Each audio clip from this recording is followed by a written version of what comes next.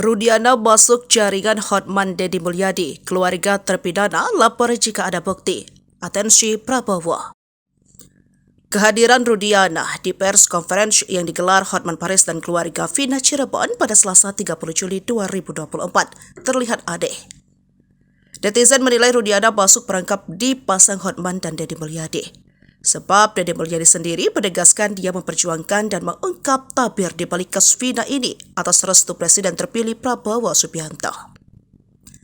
Sementara itu, Hotman Paris melalui akun sosial medianya 31 Juli seperti dikutip pada Senin 5 Agustus 2024 mengklarifikasi jika dia keluarga Vina tak pernah ada kerjasama dengan pihak Rudiana.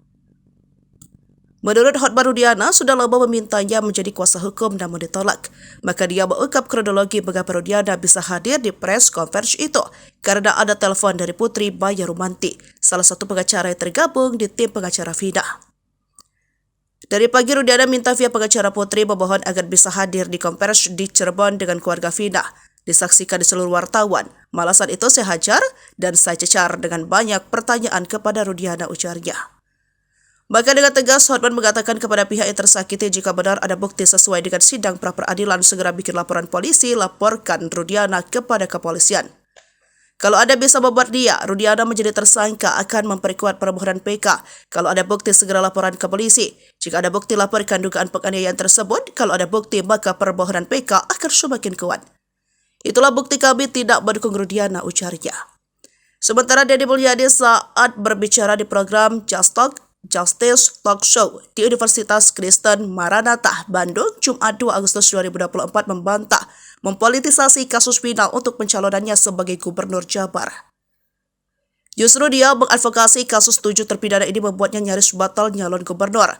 Namun beruntung Prabowo memahami tindakannya memperjuangkan membebaskan para terpidana yang menurutnya tak bersalah karena Prabowo menggunakan rasa dan peduli. Apa yang dilakukannya menolong para terpidana adalah cara menjalankan amanat Prabowo untuk membantu sesama. Bantulah banyak orang, jika tidak bisa maka bantulah sedikit orang, jika tidak bisa juga bantulah satu orang, jika tak bisa bantulah satu orang maka jangan bikin susah orang.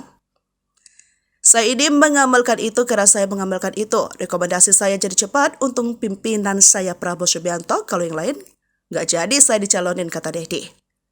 Diketahui melalui pengacara Fitri Romadhoni, Aep dan Rudiana sudah melaporkan Deddy Mulyadi dan Deddy ke pihak polisi karena sudah mencemarkan nama baik dan berita bohong.